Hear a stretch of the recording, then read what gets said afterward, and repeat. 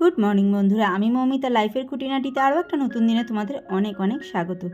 আজকে কিন্তু সকাল থেকে ভিডিওটা শুরু করেছি। ভাতটা থেকে ভেবো না যে দুপুরের ভিডিও। আসলে আজকে আমরা ভেবেছি সকালবেলা ভাত দিয়ে ব্রেকফাস্টটা সেরে নেব, কারণ কর্তামশাইকে আজকে অনেক সকালবেলা বেরোতে হবে আর ফিরতে ফিরতে অনেকটা বিকেল হয়ে যাবে। তো সেই জন্য ভাবলাম একটুখানি ভারী খাবারই করে দিই, তাহলে পেটটা ভরে খেয়ে যেতে পারবে। আর কাল যেহেতু ওই খিচুড়ি খাওয়া হয়েছে, তারপরে কচুরি টচুরি এই সমস্ত রাত্রেবেলা খাওয়া হয়েছে, সারা দিনে ঠিকমতো ভাত রান্না হয়নি, ভাত খাওয়াও হয়নি। তো সেই কারণে ভাবলাম সকাল সকাল একটু ভাতই করি, তাহলে মেয়েটাও পেট ভরে খেতে পারবে আর কর্তামশাই তো দূরে যাবে, তো একটুখানি পেট ভরা থাকবে। তো সেই চিন্তা করে সকাল সকাল ভাত বসিয়ে দিয়েছি। আর সাথে করেছিলাম ভেন্ডি আলু ভাজা। ভেন্ডি আলুটা কালকেই করবো ভেবেছিলাম, কিন্তু খিচুড়ির সাথে কি আর ভেন্ডি আলু ভাজা ভালো লাগে বলো? আসলে কালকেই খিচুড়ি রান্না করবো সেটা প্রথমে ঠিক ছিল না, তো সেই জন্য ভেন্ডি আলুটা কেটে ফেলেছিলাম। তারপরে কর্তামশাই বলাতে মেয়েও বললো যে ঠিক আছে করো, তো সেই কারণে খিচুড়ি করেছিলাম। তো খিচুড়ির সাথে নয় ভেন্ডি ভাজা নয় আলু ভাজা, ভেন্ডি আলুটা ওইভাবে ঠিক ভালো লাগে না। তো সেই জন্য ওই ভেন্ডি আর আলুটা রেখে দিয়েছিলাম, আজকে সেটাকে ভেজে নিচ্ছি। আর দেখো একটুখানি ডিম সিদ্ধ দিয়েছিলাম আর সাথে ঘি, ব্যাস আর কি লাগে বলো। তো এখানে কর্তামশাই সকাল সকাল আমাকে বাজারটা এনে দিয়েছে, ওইদিকে খাওয়া দাওয়া আমাদের কমপ্লিট হয়ে গেছে। তো ভাবলাম দেখি বাজার থেকে কী কী নিয়ে এসেছে। একটুখানি মুদি মশলাই আনতে বলেছিলাম, কারণ সেগুলো একটুখানি বাড়ন্ত ছিল। গোটা চিড়ে নিয়ে এসেছে, তারপরে গুঁড়ো যে মশলাগুলো খাই আর কি, আমি সাধারণত এই গুঁড়োগুলোই দিয়েই রান্না করি। তো সেগুলো নিয়ে এসেছে, ডাল নিয়ে এসেছে, আর নিয়ে এসেছে একটুখানি চিনি। আর দুদিন ধরে ভিমবারটা শেষ হয়ে গেছিলো, কর্তামশাইকে বলছি, সেও ভুলে যাচ্ছে আর আমারও মনে থাকছে না। তো ওই কারণে দেখো ওখানে সার্ফ দিয়ে দুদিন ধরে বাসন মাজছিলাম। তো অবশেষে নিয়ে এসেছে, আর আমি না ছোটোগুলোই আনি, কারণ কি বলো তো, যত বড় আনবে না গলে যায়। তো সেই কারণে ছোটোগুলোই আনি, ও তাতেই হয়ে যায়।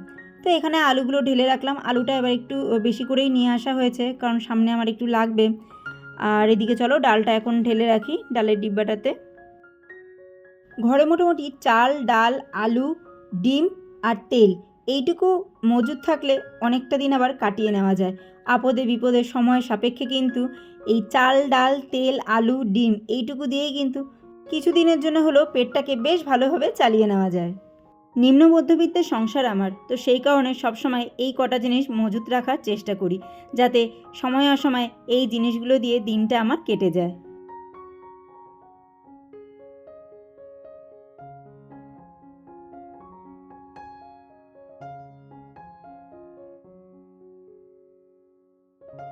আজকে আমাদের এখানে বেশ হাওয়া দিচ্ছে, ওয়েদারটা অনেকটাই ভালো আছে, গরমের তাপমাত্রাটা অনেকটাই কম আছে, কিন্তু প্রচুর ঘাম হচ্ছে। আর বাইরে কিন্তু বেশ ভালোই হাওয়া, ঘরের ভিতরে যেন একটা গুমোট গরম হয়ে রয়েছে। তো যাই হোক চলো এবার চিনিটাও ঢেলে নিই। দেখো কত সাবধানতার সাথে আমি চিনিটা ঢালছি, কিন্তু শেষ মুহূর্তে গিয়ে সেই বাইরে পড়েই গেল। আমি একটা জিনিস দেখেছি, যত বেশি সাবধানতার সাথে কাজকর্ম করবে, দেখবে সেই জায়গাতেই কোনো না কোনো অঘটনটা ঘটে যাবে। তো দেখো দেখো একদম শেষ মুহূর্তে গিয়ে আমার চিনিটা সেই বাইরেই পড়লো।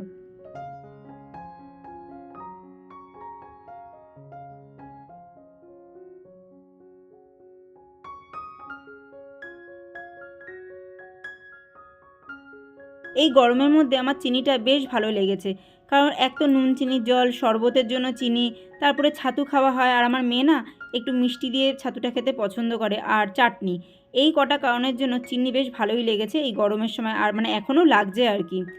তো যাই হোক এখানে দেখো গোটা জিরেটা ঢেলে নেব। এই বক্সটার মধ্যে না গোটা গোটা যে মশলাগুলো আছে সেই মশলাগুলোকে আমি রাখি, যেমন লবঙ্গ, দারচিনি, এলাচ, গোটা জিরে, তারপরে গোটা সর্ষে, এই সমস্ত যে গোটা গোটা যে মশলাগুলো আর কি ফোড়ন টোড়নে দিতে লাগে খানিকটা, সেই মশলাগুলোই এখানে রাখি।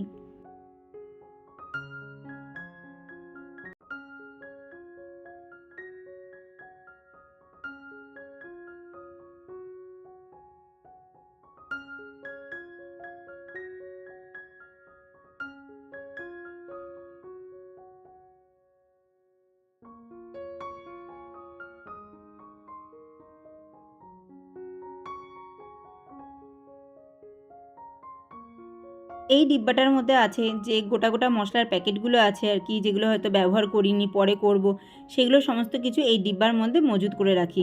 আবার কিছু আর কি কাটা প্যাকেটও আছে, যেগুলো হয়তো খানিকটা রয়ে গেছে, সেগুলোকে হয়তো গার্ডার দিয়ে মুড়িয়ে এর মধ্যে রেখে দিলাম। তো এইভাবে রাখতে রাখতে না কিছু মশলাপাতি, কিছু জিনিস আছে যেগুলো একদম নিচে পড়ে যায়, আর হয়তো ডেট এক্সপায়ার হয়ে গেছে কিংবা হয়তো একটুখানি রয়েছে। তো সেগুলোই ভাবছি আজকে একটুখানি ভালো করে দেখে নিই, দেখে তারপরে আর যে বাদবাকি মশলাপাতি আনা হয়েছে সেগুলোকে এর মধ্যে রেখে দেবো।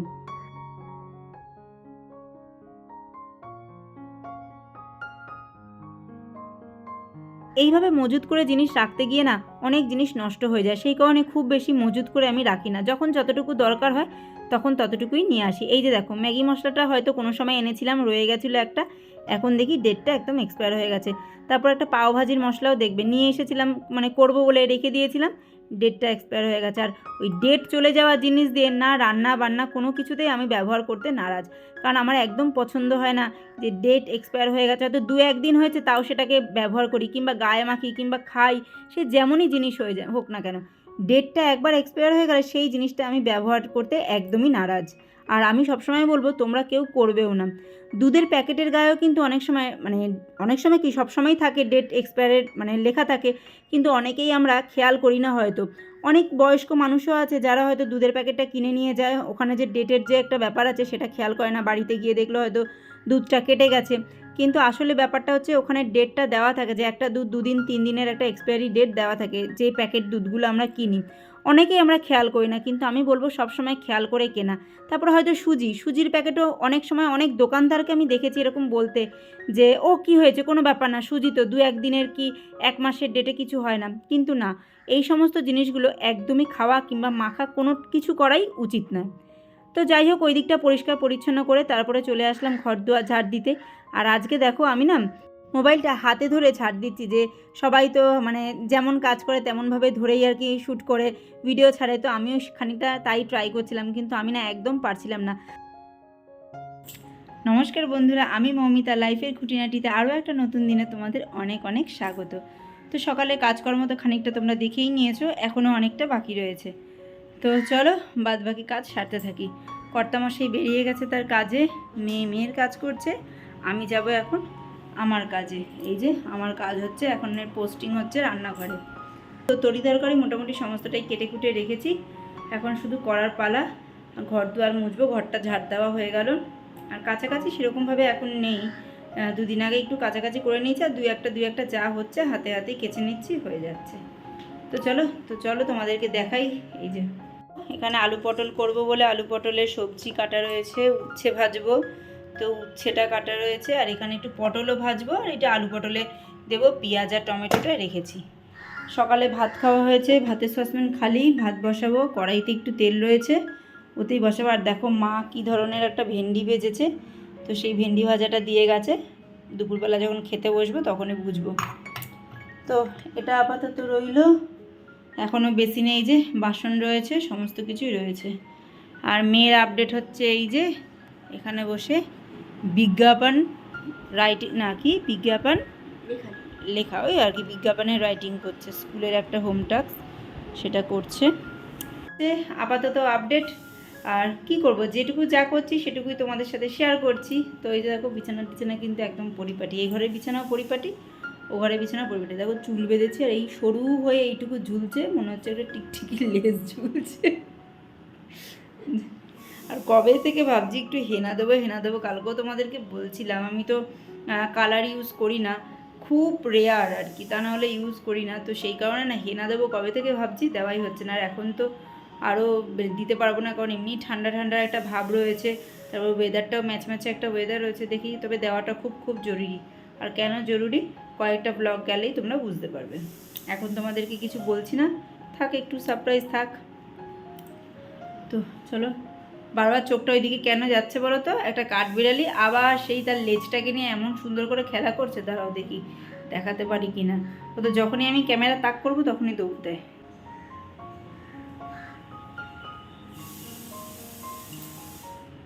রান্নাঘর থেকে আমার এই দৃশ্যটা ভীষণ ভালো লাগে, রান্না করতে করতে এদের সাথে খানিকটা এরকম মজা করতেও ভীষণ ভালো লাগে। কিন্তু আগে যখন এই ডালটা নিচু ছিল না, এই দিক করে এই যে ডালটা দেখতে পাচ্ছ উঁচু দিকে উঠে গেছে, এটা না যখন নিচু ছিল তখন না আমার এই রান্নাঘরের জানলা এসে ঠেকতো, তখন রীতিমতো আমার রান্নাঘরে চলে আসতো।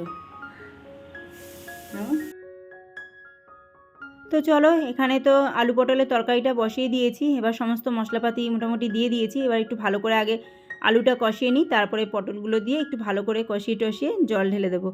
নামে আলু পটলের তরকারি করি, কিন্তু রীতিমতো ওটা আলুর দম হয়। পটলটা দেওয়াতে যেহেতু একটু স্বাদটা পাল্টে যায়, অন্যরকম একটা টেস্ট হয়, তো সেই কারণে আমার মেয়ে খেতে পছন্দ করে, তা না হলে পটল তো মেয়ে ছুঁয়েও দেখে না, কর্তামশাই আগে পটল খেতো না, ওই আমি বকবক করি যে তোমরা খালি আলুটাই খাবে, পটলগুলো আমাকে খেতে হয়। তো তারপর থেকে এখন পটলগুলোও খায়, না হলে কর্তামশাই পটল ভাজাটাই বেশি পছন্দ করে, তরকারিতে পটল খুব একটা পছন্দ করতো না। আর মেয়ে না ভাজা না তরকারি, পটলটা কোনো কিছুতেই খায় না।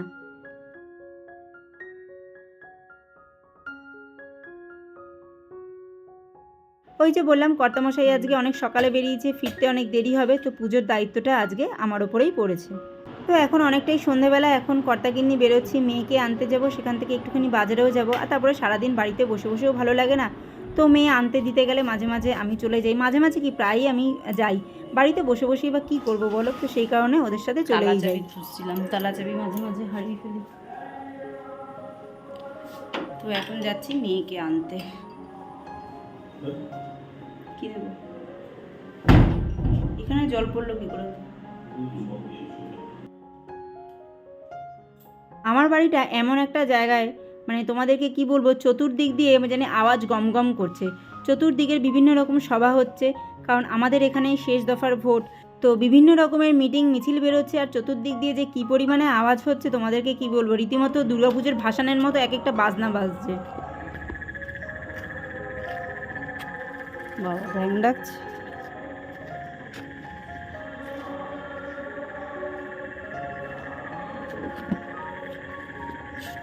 এই সময় তোমাদেরকে দুটো আওয়াজ শোনাচ্ছি, কমেন্টে তোমরা জানাও যে তোমরা এই জায়গা থেকে দুটো কী আওয়াজ পেলে। আর দেখো রাতের বেলায় পুকুরের দৃশ্যটাও কিন্তু বেশ ভালো লাগে, চতুর্দিকের বাড়িঘর দুয়ারের আলো জ্বলে, আর তার ছায়াটা ঠিক পুকুরের শান্ত জলটার ওপরে পড়ে, যেটা দেখতে কিন্তু বেশ ভালো লাগে। আর এখানে আজকে একটা লাইট পোস্টে আর কি আলো নেই, তো সেই জন্য অন্ধকার রয়েছে, আর তার মধ্যে আর কি পুকুরে ওরকম বাড়িঘর দুয়ারের লাইটের ছায়াটা পড়েছে, খুব ভালো লাগছিলো দেখতে।